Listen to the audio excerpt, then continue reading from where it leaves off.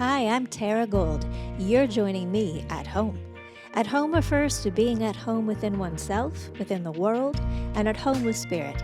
This podcast is raw and it's real. It's sometimes panel style, and it's always shared in a conversational style. Join me here for holistic lifestyle tips that really make a difference with scholars, medical professionals, scientists, cultural creatives, and artists that share through their lens. What all these conversations have in common is that we're all dedicated to empowering and inspiring each other to cultivate inner wisdom and also to share it. Welcome home. We were right home from the start.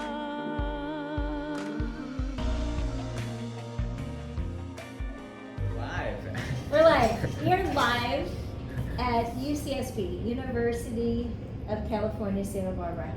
And I get to be here, it's an honor, with two students who are part of the departments here, different departments, Eva Pfefforkorn and Lior Kishinevsky, who I want to give a little background before we get into what we're going to talk about. Eva is a third-year global studies major at UCSB. She's originally from Charlottesville, Virginia. She was introduced to yoga at age 12 and fully embraced her practice in her late teens. She now teaches Hatha and Vinyasa classes and meditations for students with UCSB Mindfulness Club. She and Lior are incoming co-presidents for UCSB Mindfulness Club. The organization seeks to inspire self-inquiry, compassion, gratitude among students by providing high-quality free events, including free events that are meditation, yoga, and breathwork. And Eva's proud to be part of this community because it has hopefully a powerful ripple effect of wisdom and compassion across UCSB student body. But I want to say so much happens on a college campus that I'm sure it's going to touch beyond UCSB. I have full faith in that. Lior, you are a second-year psychology and brain sciences student at UCSB, and you were born in Israel and you grew up in the Bay Area. You're on a journey of self-acceptance, beautiful. You co-founded the Mindfulness Club at UCSB to bring together humans looking to heal, love, and empower. You wish all university students to receive the gift of meditation as a tool to find balance and realize their full potential. Love it. Okay, so I got inspired to have this podcast because I know Eva. I met you through your incredible mother, who ended up in one of my classes and we decided to get to know each other. I've helped her in some beautiful ways, and she's just a really exquisite person, I have to say. Your mom, wise woman. Shout out Catherine. And then she trusted me enough to have you come into my office, and I got to know you. And when I heard the things you were involved in, I got really inspired because I've been part of university campuses. I've been on both ends, being in them and then also teaching in them. But it's people like the two of you that have decided to make these kind of clubs that I think are really making a difference that we all need. And I love that you have really diverse backgrounds that you bring to this. And I'd like to hear about your backgrounds because that's part of your story, both of you. But I also really want to hear about what you're doing, what's happening, how it's working so far. And it sounds like it started maybe before you, is my guess, yeah? It sounded like, because you're in the incoming presidents. So there's been a bit of evolution of who's involved. So please, let's just kind of riff and let's talk about what's going on here. Cool. I guess we could start at the origin of the club, which was last year, where a few, some friends, Aiden, Chloe, and I, we met through Psychedelic Club. And that was just this beautiful space where we would share about our experiences and the wisdom we gained in our journeys. And we were like, we're missing some sort of club where we can practice and we can go deeper. And so over the summer, Aiden especially worked really hard to get all the documents we needed. And fall of this year, we went to the club fair. And that day we got over 300 signups. And it was this overwhelming amount of support and energy. And our first meeting of the year, we had like 80 people come. Oh, that's so cool. And we did it at the lagoon lawn with this big tree, and I did like some speed dating just to like get the energy flowing. And Yeah, so for me, this club has been an absolute gift and an opportunity for me to be a leader and to share the practices and the joy that I get. Yeah. When you say it's an opportunity to be a leader, I want to know what that means to you. Like, what does it mean to be a leader? What are the values and what does it mean? That's a really good question. Yeah. It means unifying, and it means giving people the platform to share experiences, and I intend for those experiences to be ones that uplift and ones that make us stronger. That life is hard, and we just like fun and joy. It's so critical to our well-being, and it's like it's almost like what else? Like what? And so. When you say life is hard, I mean, the truth is we're sitting here on UCSB campus, one of the most beautiful places you can ever be, right next to the ocean. Right. Like we're in a pretty good situation. We're in a very, very lucky situation. Yeah, we're blessed, really. Yes. And there are so many people that don't have this opportunity. So for those that might even hear it that don't, like what could this kind of group, if it could be created anywhere, what could that look like? How do you get people? You put the word out through the grapevine on a university campus, but maybe any community could do this. Absolutely. Yeah. I think any community could, and in regards to the life is hard, one of the paradoxes of living in paradise that I think UCSB students have is there's a bit of a hedonistic culture here, which then that's something that I think actually has propelled the need for the club here on campus. And it's nothing against celebration, but it is something that I definitely found myself falling into the first year that I was living in Isla Vista, is that hedonistic culture, if you follow up too much and if you get sucked in as an active participant in that without checking in with yourself, it does lead to a lot of suffering, even if it is self-made in paradise. Still suffering. Still suffering. I think that there is an absolute need for this kind of community in a variety of spaces, and it can start small. It can start small with friends, and I think even seeing, we have the label of a club and an organization, but really it's sprouted out by, Aiden, Lior, Chloe sitting down, seeing the need for this, and it naturally pulled people into its orbit. I did not find out through the club, through any sort of university marketing at all. It was complete synchronicity. And we keep on having members being pulled into the orbit that sort of way. And so I think when you develop that groundedness in yourself, and when you develop your practice, and then when you develop the practice with a few friends, you have a gravitational pull where if you do it in public, if you just get out of the house, the people will find you. I love that you said that.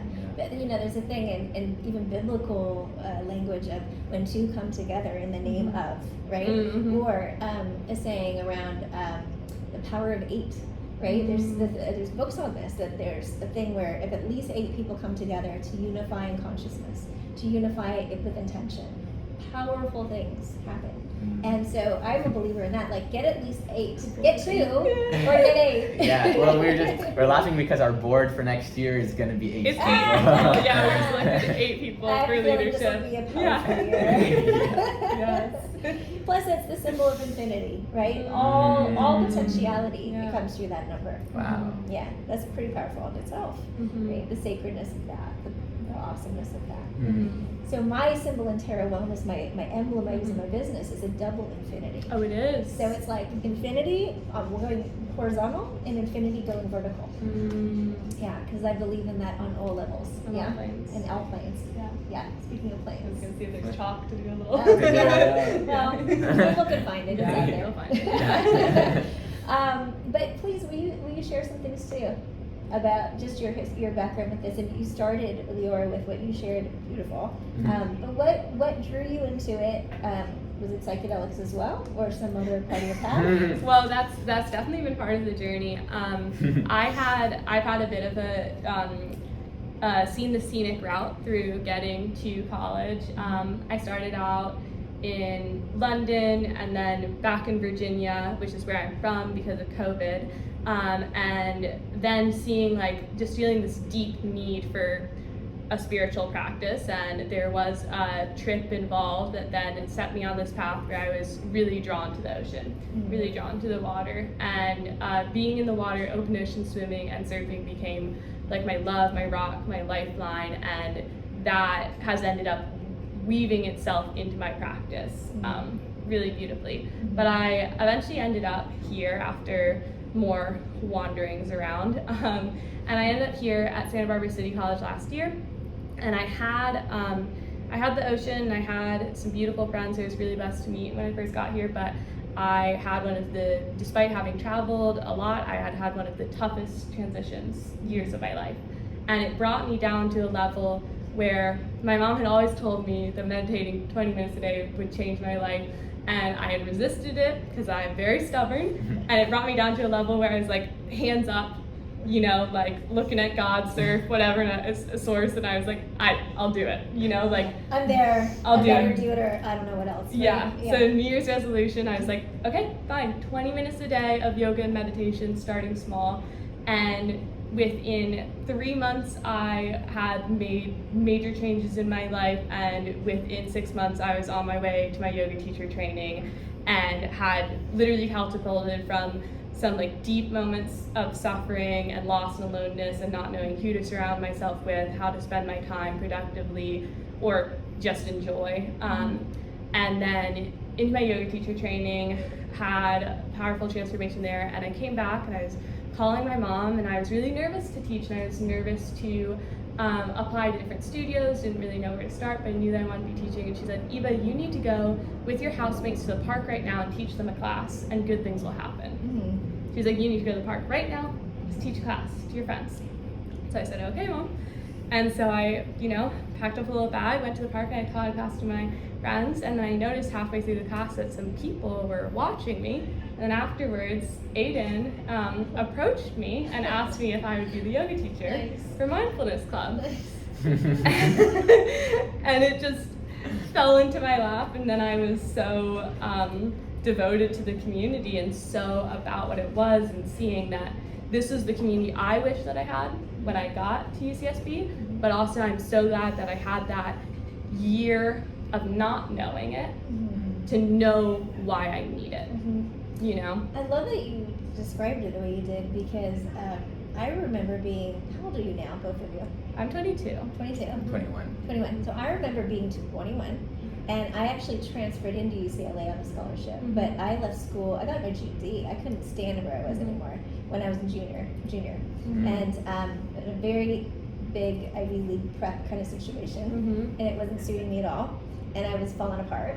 And then I left school, I had parents that said, okay, leave, and they trusted my inner process, which was pretty huge and kind of shocking because it was big, what I was deciding. And worked for 6 months, didn't like it. It's like, I don't want to be a perfect girl for Chanel and Ralph Lauren, no thank you. And I'd rather have a life of meaning. So then I left, and I went to junior college, kind of like you're describing, and then discovered, oh, I'm really committed now. And then found myself going into, knowing I was going to go to UCLA, but knowing I needed some spiritual experience to kind of go deep before I was going to walk into the next stage.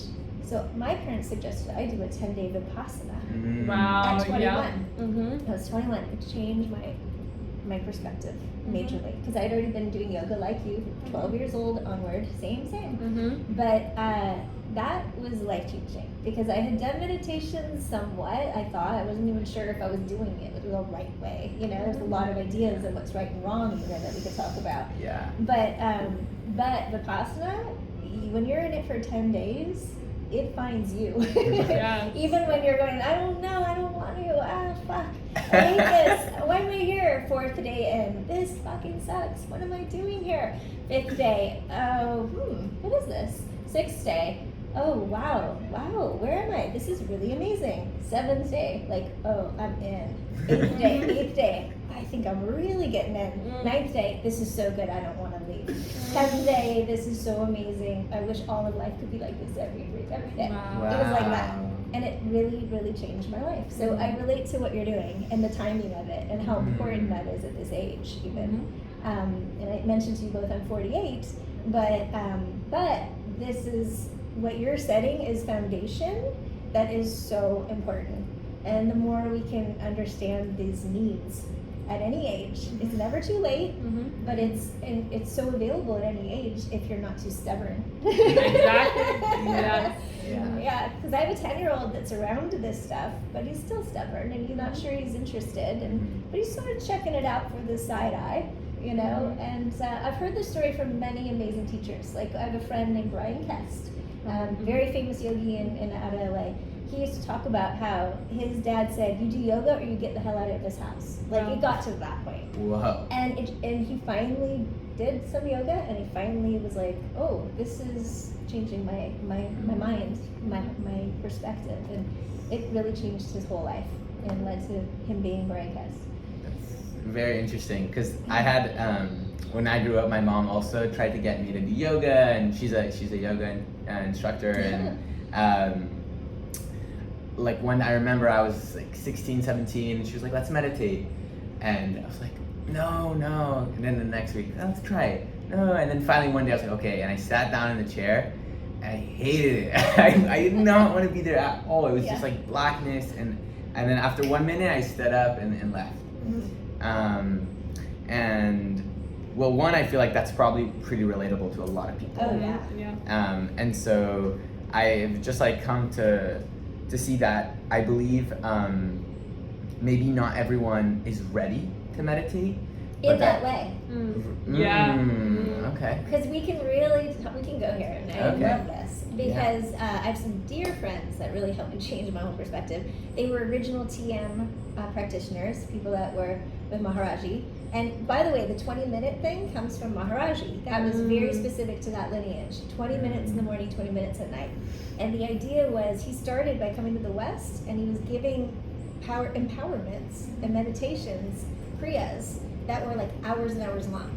And everybody was like passing out. Like they could not stay in their body and integrate what was happening. And some of them were really freaking out.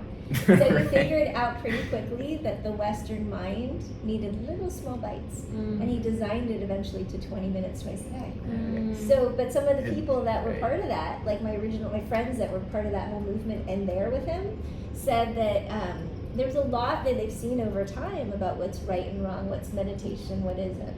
And it can actually damage people because it can make them feel like, I don't know how to do that either, right? Like I can't do this, I also can't do that, and it can be harmful.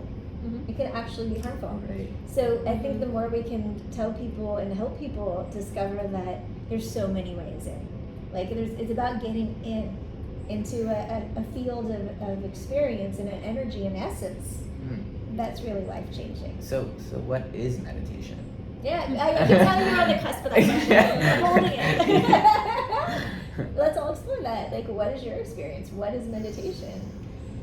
Well, I totally relate to having such a hard time with sitting down. Sitting down in school has been just brutal for me my entire life. Even though I was a very good student, it was torturous to be sitting for that long. And I encountered that was the first thing that turned me away from meditation and or traditional seated meditation, and something that I align so much with the Hatha Yoga is that asanas were revolutionary at their time, absolutely revolutionary. And what they were doing was saying is that we can discover our prana through movement, right? And that we can embody this. And I remember I was actually reading a book the other day that explained this, that broke this down, and I was like, yes, this is why I've been called to this practice, because my entire life I've been saying how much I need to move, and this is why the swimming is so important. You're a to me. dancer too, aren't you? So my mom was a dancer. Surfer. I didn't grow up. Well, I grew up. I was, in ballet, but I didn't really get into dance the way that's her art form. Gotcha. But I remember calling her when I was in London, and I was so excited because I had discovered clubbing, and I had discovered dancing and loud music and dancing, and I was like, I think I get it. And I was telling her, I was like, Mom, like, I'm not doing the drugs that everyone else is doing. I'm just so stoked because I finally have a place to move my body. Yeah. And I remember I was at this club in London once, and this guy walked up to me. He's like, you know what a wacky, wavy, inflatable tube man is? Wait, like, say this again. Wacky, wavy, inflatable tube man. They're the ones outside of the banks that are like Yeah. that. Yeah. He is like, that's what you look like. And so now I go to ecstatic dance. So that led to your interest in going in the direction of ecstatic dance. Yeah. Okay. But just to be said that's meditation, because when you, and it's the same, and that's why celebration can be so positive. It's because if you can, it's that getting past your mind and getting past it and getting embodied is, that to me is being close to source, whatever it is being there with my body. I love that you just said that. I'm so with you, because when I was a kid, I spent time in London at clubs like that. And I literally have had that experience. Like, I know what you're talking about. And growing up in San Francisco Bay Area, like you did, it sounds like we are, I used to go to raves. I remember going to like Diggable Planets and like underground clubs. I don't know if you know Diggable Planets. Great music, by the way. You should check it out. It might be beyond, like, way old now. That sounds fun. You should check it out. It's pretty good. Anyway, but like Tribe Called Quest, Diggable Planets, even like Tupac came from my neighborhood down like 15 minutes away from where I grew up. So stuff like that was going on. Amazing music. And then raves out in the desert. Burning Man, is in that area. So it's there's been a lot of people figuring this out in California that we like to dance, and you can have movement as meditation. Yeah. What can you add to that? Well, yeah. So one is we've recently discovered the Santa Barbara Ecstatic Dance Group. Isn't it great? Oh, these are friends so of mine. Good people. Yeah. Good people. Yeah. Yeah. Do you and go often? We've been twice. Yeah, That's a good start. Yeah, it's always a blast. And Lucidity too. Yes. Yeah. Festival Lucidity here. community. Fun. Yeah. It's interesting. So on this, like, what is meditation? And I think we kind of touched on it being, because it's interesting to say get out of the mind. But it's so weird because the mind, it's like we don't really have control over it, and the thoughts and the judgments just come in really effortlessly. And so, and you say get out of the mind, or somebody says get out of the mind? That's, I think, a very common thing. It is, yeah. Right, and I really want to stress that we need to embrace the mind. Yes, that's right. Include the mind into our experience, and that thoughts are part of the flow. I so agree. And so meditation is really receiving the entirety of our experience. Which includes being in a body, not transcending it. A lot of the meditation practices are about transcendence. It's about your body's just a vehicle, it's a temporary vessel, but let's transcend and just go to spirit. But I find that when I've tried to do that, my body falls apart. I start having all kinds of problems. Even my mental capacities don't quite work as well. Because personal belief system here, I'll own it, is that if we're going to be in a body, love this body, it's your temple, right? If you have a mind, integrate and utilize the wisdom of this incredible aspect of us, right?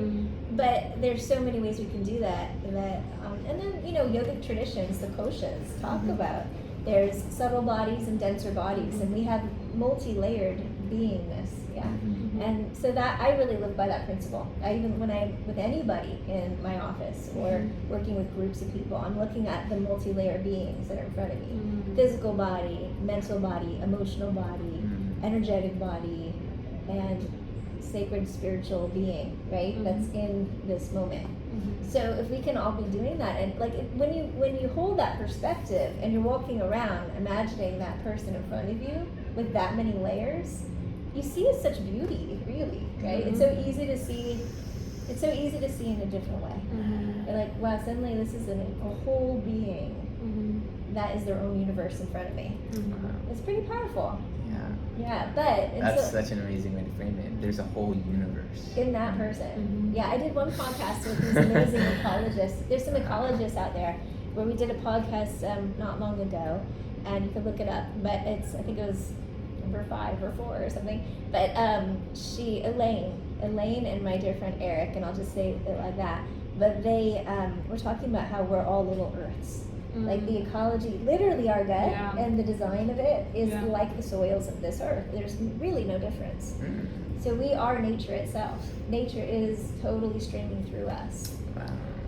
That's something that I love being at UCSB. It's funny because neither of us are environmental science majors, but the strength of the environmental programs here are so strong that like it permeates through, at least for me in global studies, we have so much environmental emphasis and also just being in this beautiful place. And I make a point of communing with nature as that, for me, that is why I'm here. This is a big point of why I'm on Earth, is to play with nature, to be there with her, right?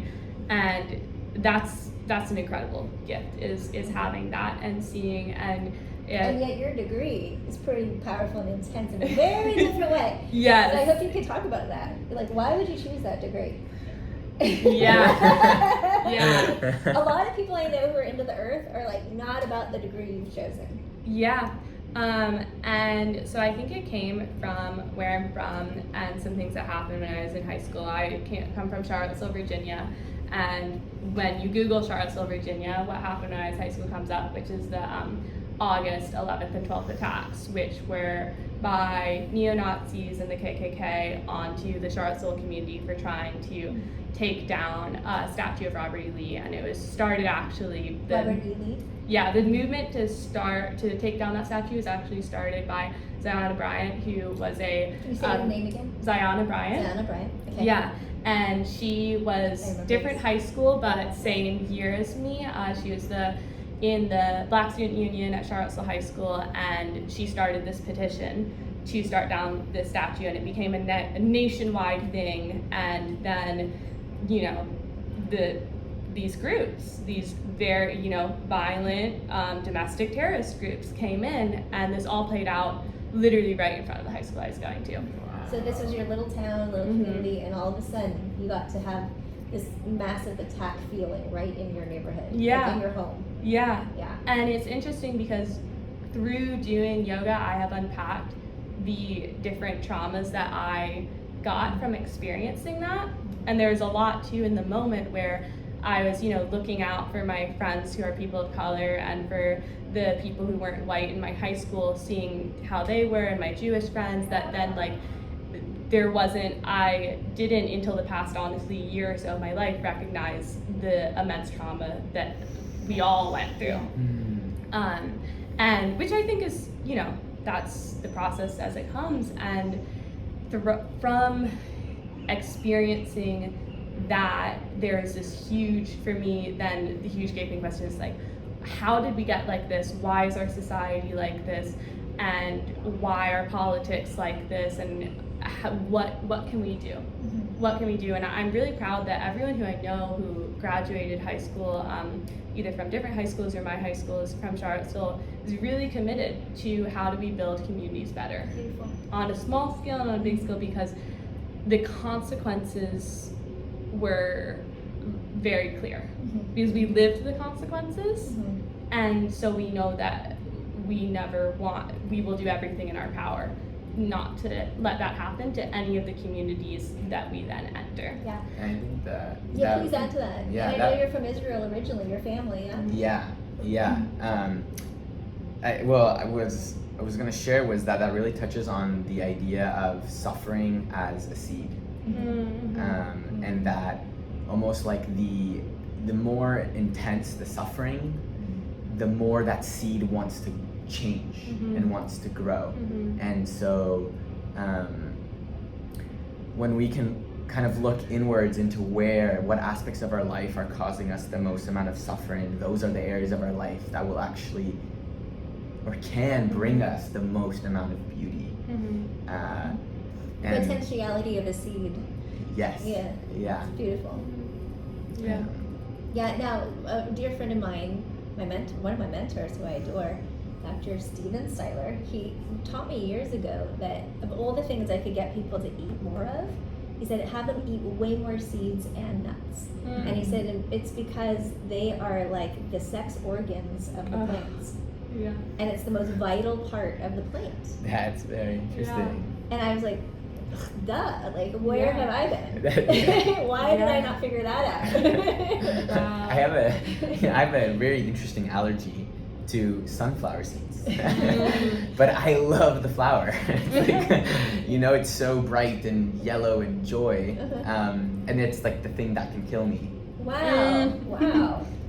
Wow. So maybe stay away from those seeds, but you can find other ones. Yeah. Well, I don't know. There's like this trend of like what we most hate in others is what is most present in ourselves, or what we most love in others. Sorry, that's what I mean. What we most love in others is also who we are. Yeah. And what we most judge in others is what we most judge of ourselves. So true. There's a saying I learned in medicine school, Chinese Eastern medicine school, that anything that can heal you can also harm you. Right? And so what you're describing is that like we know that sunflower seeds in context of other people can be one of the most healing things, but for you it could totally harm you and possibly kill you.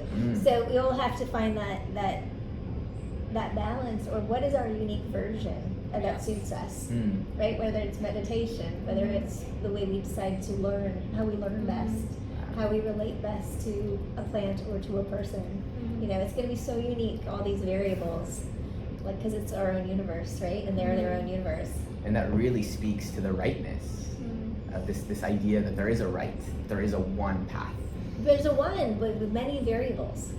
Right? Well, as I mean, I saw the split there. I saw that happen.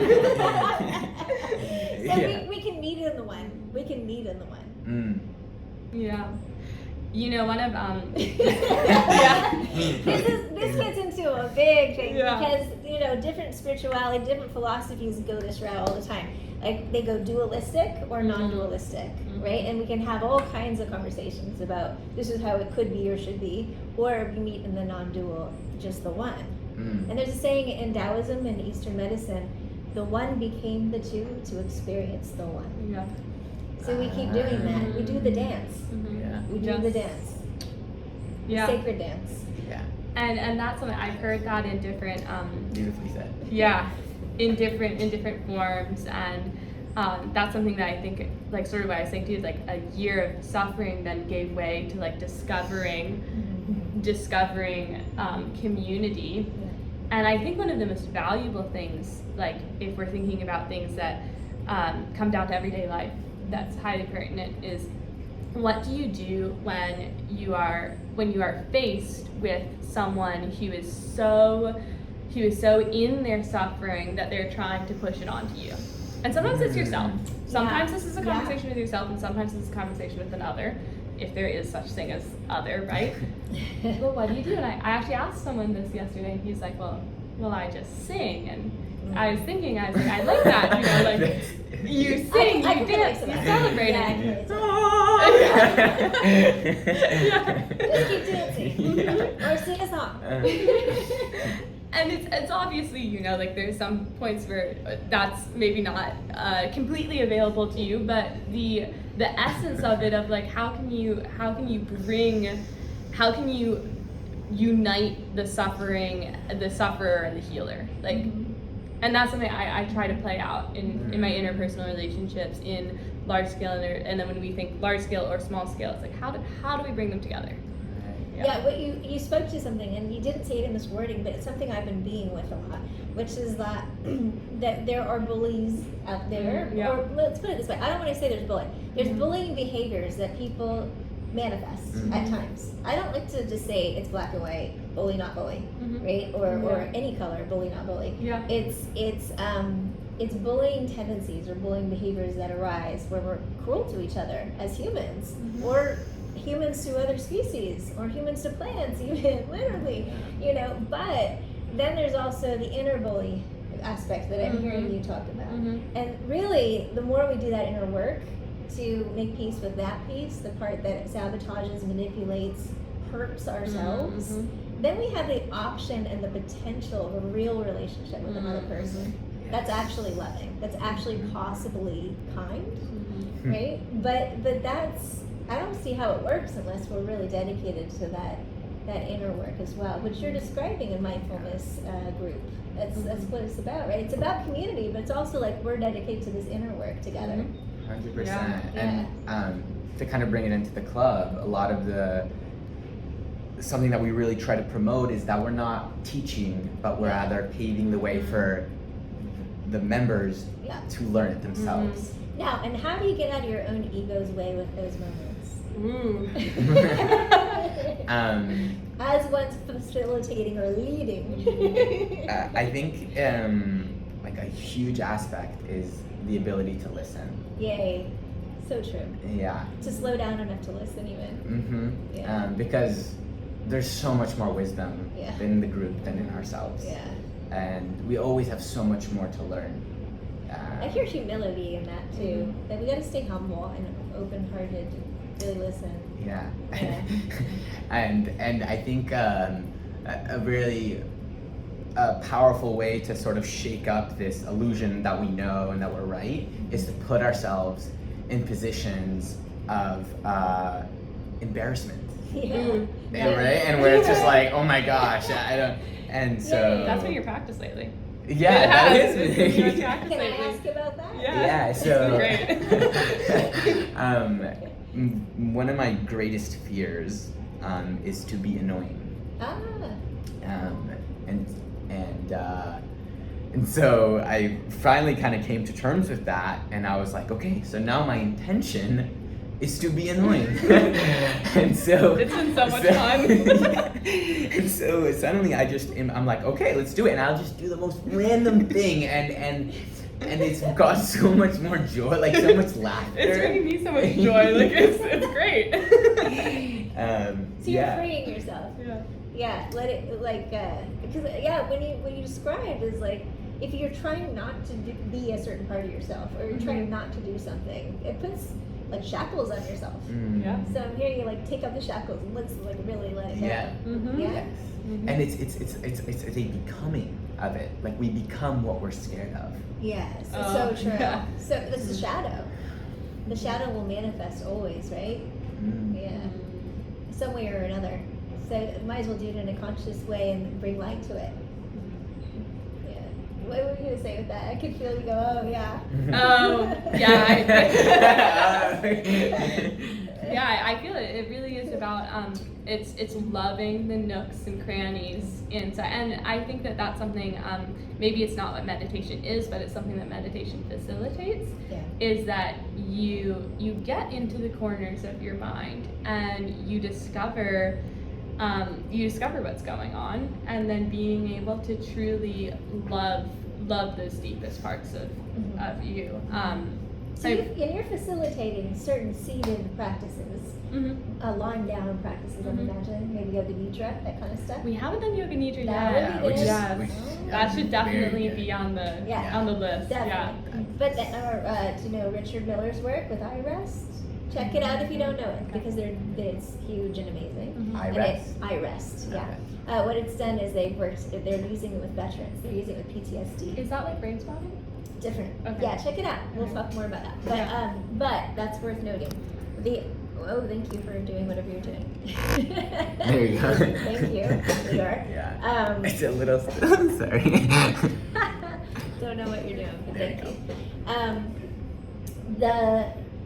The thing I was going to bring up, what was it? Oh, because you're doing movement practices in your mindfulness group too. So what are some of the things you're leading on a regular basis?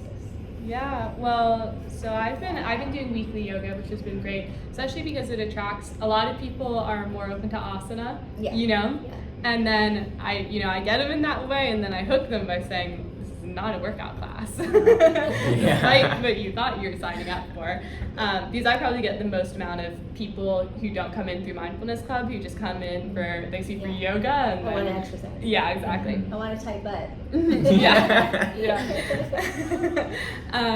But then we also do our general meetings are weekly, and we have usually we pick a topic and then we'll explore it by guiding meditation, and then we have discussion questions, and then we usually do some sort of journaling. But also some weeks we'll do, depending on the topic, breathwork might fit more, 20 minutes of dance might fit more. And those have been so beautiful, and the wisdom that we get from everyone in our club, like, everyone in our club is a leader, and I feel so lucky every week to be around these people who are so vulnerable and compassionate and willing to get in there. Like, it elevates my practice so much because it pushes me to be on that level, and that's truly, I can't express how grateful I am for that. We also do, I want you to speak about the events that you lead, because we have usually like 4 to 5 events per week. Kyle does a Sutra study, and like groups, he's a PhD student in the religious studies department. He's blessed us with doing these Buddhist Sutra studies, so that's been a really wonderful I'd like to encourage you to add one to the list, the Radiance Sutras, the Bhagavad Tantra. So look it up. But my friends who I mentioned who were part of the TM movement, Lauren Roche, he's a doctor of Sanskrit and in Buddhist studies, I believe, and he translated the Bhagavad Tantra into what's called the Radiant Sutras. But they are 108 meditations, and all of them read like Sufi or Hafiz. And they're exquisite ways into meditative mindfulness practice. Really good. So if you might want to read those. Yeah, that sounds really cool. And you can act them out theatrically. Oh my gosh. Wow. That's what they do. They teach the sutra. Oh my gosh. They had the Sutra Sessions. They used to lead, he and his wife Camille, they led the Sutra Sessions at certain places all over. And at universities they did it with us. They do it at Kripalu, at Esalen. They do it at Bhakti Fest, which we've heard about Bhakti. Bhakti Fest is beautiful. I'm part of that too. So anyway, they might be there this year. I'm not sure, but check it out, because that book is a really, really valuable one for just opening up and getting ecstatic and getting joyful and getting into all the koshas we talked about, the many bodies that can express. You just gave me an amazing idea, because we have something else that we do is retreats. Good. And so in 2 weeks we'll be going out camping in the mountains. Which part? Where? In Lake Kachuma. Love it. And so we get sort of 3 campsites next to each other, and it's this is a first 2 night. Usually it's been 1 night. And so to break the ice, I think what we'll do is, if you can act these out, we'll split people into groups, and have them, and just like learn amazing, but also have fun with it. Okay, just please tell me how it goes. Maybe we'll record them. Please. And we'll send them to Camille and Lauren. So with that though, I want to just state, because ecstatic dance, I think it's important to always understand the origins of some of these things. We know ecstatic dance comes from way back, like every culture had dance, every culture had music, every dance had, some cultures say, in the beginning there was sound, or in the beginning there was frequency, right? Or in the beginning there was, what was it? The word. You know, there's all these versions, but we all agree there was something. And it was some kind of frequency or energetic something that got expressed. Well, I got to just say, ecstatic movement in the West was very much set up by 5 rhythms. Have you heard of that? Yes. So 5 rhythms came from Gabrielle Roth, who was a friend of my family's. And I just have to do a shout out to her, because she passed away, but her legacy should live on. So, and if you look for a book, or if people want to learn about it, they should find her book that is all about 5 rhythms. So look up Gabrielle Roth. Just have to say that. Yeah, it's worth noting for anyone who's leading any ecstatic dance here. Very conscious move. Yeah, because the 5 rhythms are about elemental understanding. It's about using sacred elemental theory and philosophy and flow versus static versus stillness. Those states of movement patterning that are part of how we understand how nature works. So worth exploring that for your group. I hope you do. Yeah. Yeah. Yeah.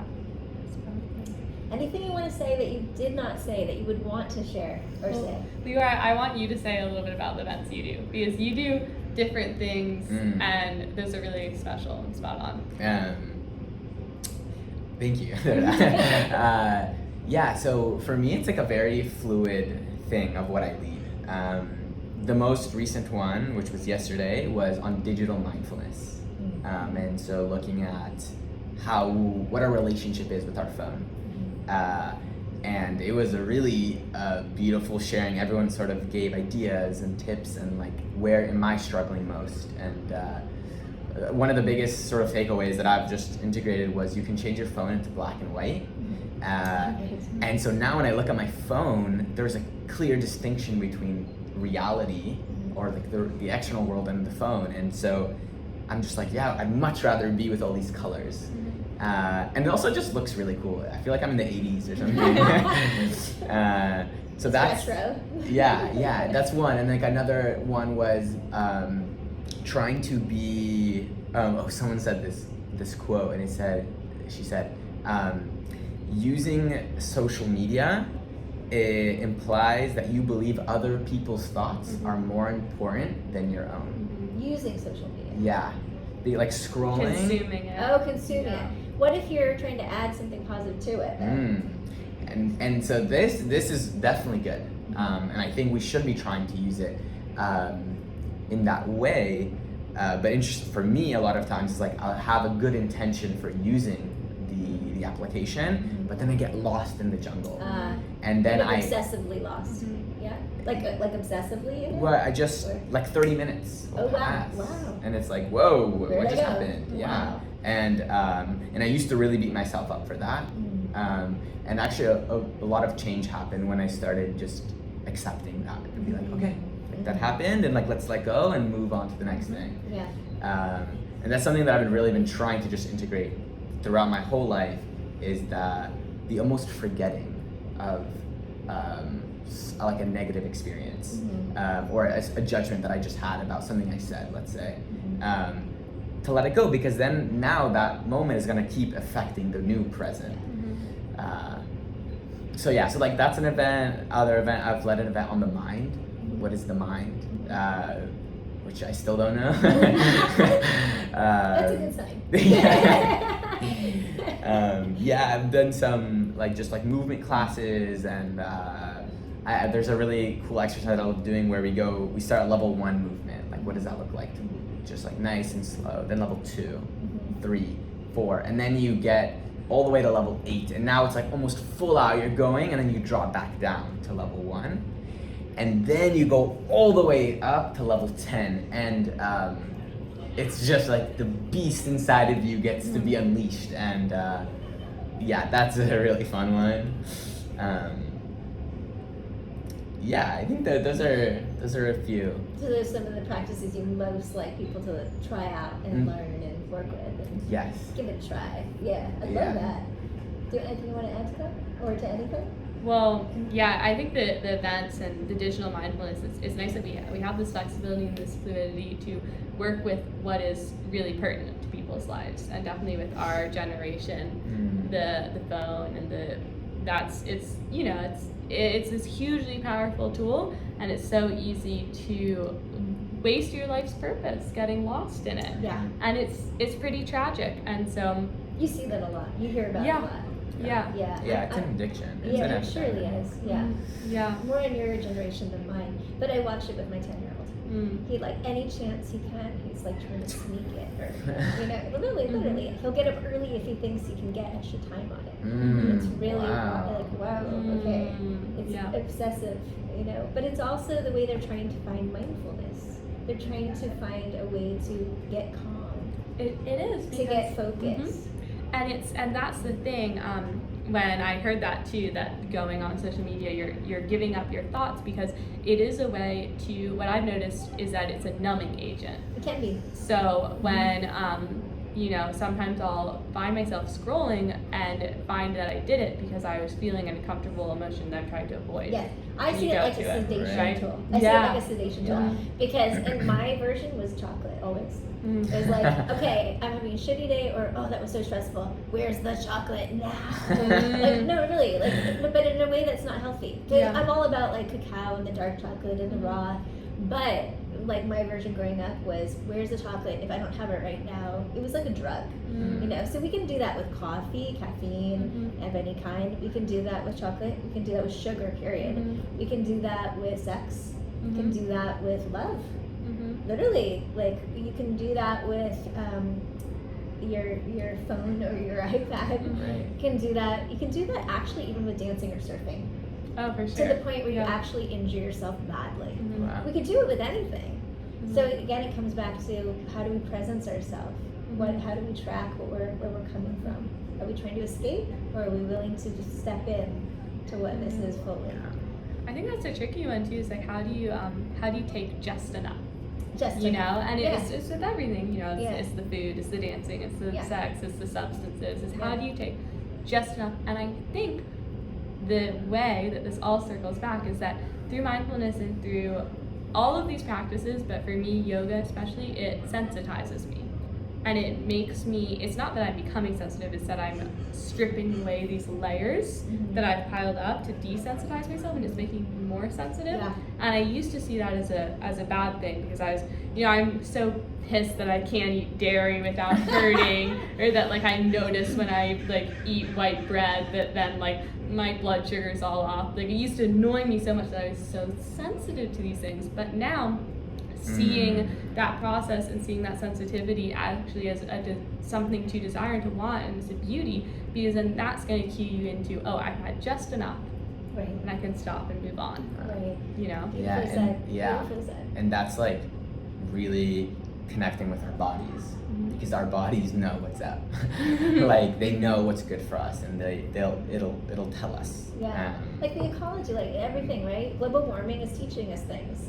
What's happening on the planet is telling us messages all the time. Animals are always going to reflect what's going on. We are animals, right? So if we use that as a tool, as one of our guideposts, it's probably going to be useful. Very, very right. So I agree with you. Fine tune that vessel, clean it. Clean your room, clean your space, open it up, and let all of that flow through. Then we have at least the opportunity of something, hopefully being clear messaging, right? But if it's really messy and gupped up in the gut, in the mind, it's pretty hard to make good decisions that are going to be useful for ourselves or anybody else. Right. I've been on like these last couple of months a reflection on what should be my intention for life, almost. No, that small question. And the first time I really got exposed to an answer for it was from Judaism, which, and this is not like a generalized answer, but from one rabbi. He said the goal was to achieve maximum pleasure.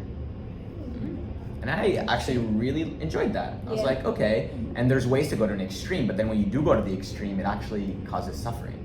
True. And so there is a point of like stopping yourself, and that will actually be more pleasurable. And I think though that for me, now that what I've realized for myself is that the goal is to be in balance. And that this universe is in balance.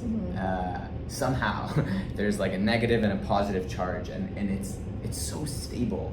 That's something that's crazy to me, which is how stable consciousness is. Stable but not rigid, is it? It's still got movement. It's still got dynamic flow about it. Well, when I say stable, I mean the fact of beingness.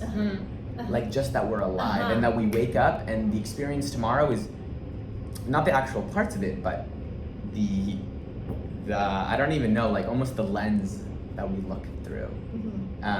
That is stable.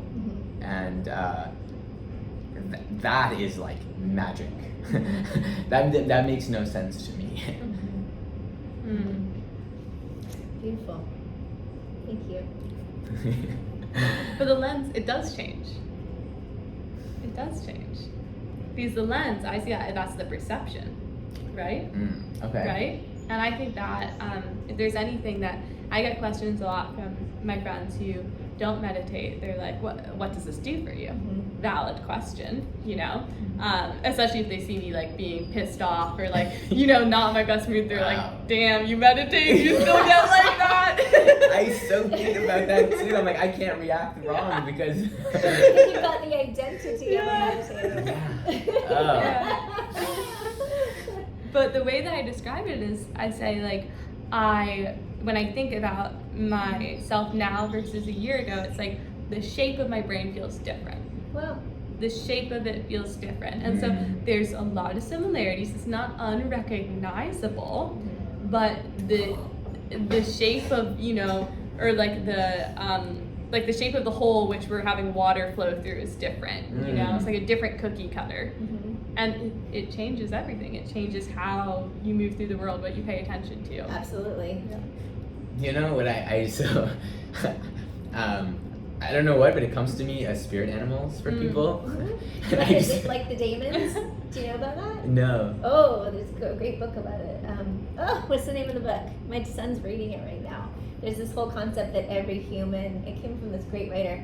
I am totally lost on the book name because I do that.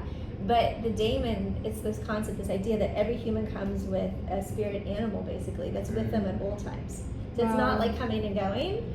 It's actually with them at all times, and it travels with That's them. like the golden compass. That's what it is. Yes. The daemon. Yeah. Thank you. So my son's reading it, and I love the It's a concept. beautiful one. Yeah, but that's it. I believe in many signs through nature. Like today, I had this huge black hawk land in my, like right outside my desk when I was having a moment with something, and it was something going on that was stressful with my son, and I looked it up, and it said, represents transformation. Wow. And I went, beautiful, thank you. You know, we got the message. You know, we can learn a lot from these things. Many traditions have equated states of consciousness to these animal, you know, totems. Yeah. Yes. Yeah, right. Yeah. So I got yours, or one of yours. It's a unicorn. Rare and beautiful. Do you know what yours is? I've gotten tiger is an energy. Beautiful. Tiger. Yeah, and on mushrooms, it's a frog. Frog? Yeah. Often get froggy. Frog. Often. You often feel frog. It's like the energy of leaping and like really going for it. Okay. Yeah. Yeah. Yeah. You said that's sort of how you dance too. Yeah. I see it. I've had some strong connection to hummingbird medicine in my lifetime, but also to tiger. Yeah, and in the ancient, you know, like Hinduism, Durga, and she's a powerful one that she rides a tiger. Oh, So wow. she's the goddess that rides the tiger, and she's a warrioress, and she's the mother goddess. So I really resonate with her. Yeah. Yeah. So those are great. Those are really great tools to embody those energies, archetypal energies, and let them stream forth through you and learn from them. It's really potent. Well, you're doing some beautiful, beautiful work here at the university. I hope we talk again, because I want to hear how things evolve, you know? Yeah. That'll be fun. And it's next. an 8 year for you. Yeah. Infinity year. Nice. So thanks for sharing this time and sharing what you're all about. Yeah, thank you. This has been beautiful, and maybe in a year we'll do it, or Yeah. sooner we'll do it again and see how it That goes. would I would next love year. to. I would Yeah. too. Thank you Let's do so it. much for this. Yeah. This was Thank you. enlightening. For me too. Yeah. I love it. You're both awesome. Thank you. Bye. Oh, let me just say one thing, because if anybody appreciates this, it's always good if you share it with your friends. And also, you can find everything we do is on video form on YouTube, on my channel, Tara Gold Wellness, I think my channel is. But also, if you're hearing this and it's audio, there's always the notes so people can find you. Even though you may or may not be on social media, you have accounts on social media. Or if you're interested in just learning more, you can find them hopefully and ask questions about mindfulness groups and how to start them. Yeah, we'd love if you guys Absolutely. Yeah. want, message us on Instagram. We're at UCSB Mindfulness Club. or our personals. Yeah, And we'll list it. If you happen to have, if you happen to be at an educational place in your life and you want to bring it to your college or even high school, it could be applicable. We have the framework set up so that to bring it, and basically if someone was like, I want to start this at my school, we could give you this Google Drive that has all the frameworks of how to run these meetings, how to run Let's talk leadership. about that. Let's talk about that. I want to help you with That's that. available. Yeah. Okay, let's Yeah. do that. We'll get it out there because the resources are things that hold people back. So let's give them the resources. Yes. I love that. Okay. All right. Bye for now, everybody. Hey friend, thank you for meeting with me and my guests. Go to tarawellness.com to join my newsletter and find out what else I'm offering. Please like and follow this podcast. Check out the Tara Gold Wellness video version on YouTube and follow me at Tara Gold Wellness on Instagram and TikTok. Let's keep meeting at home. Home is where the heart